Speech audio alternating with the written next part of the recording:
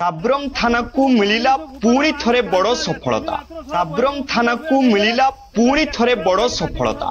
कोयला बुझे पिकअप जबत।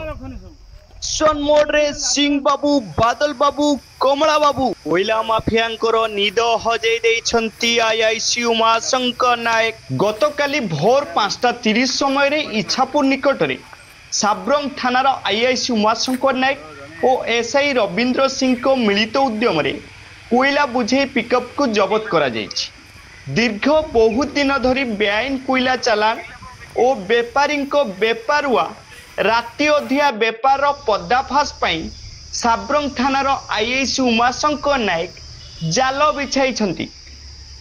बड़ खुशी कथा से जाल रे गोटिक पर गोटिए कोयला माफियांकर गाड़ी पड़ुछि।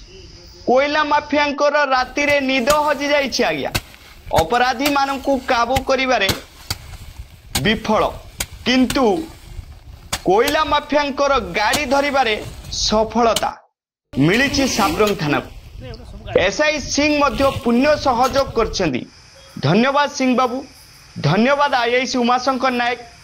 जाहाउ कोयला गाड़ी को धरिबारे सफलता हासिल करछंदी। आगामी दिन में बेआईन कोयला बेपार रोकिबा पई साब्रंग थाना विहित पदक्षेप नेइछि। होई जांतु सावधान।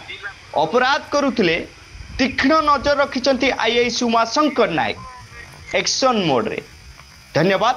सूचना शरद टीवी, शरतनाथ।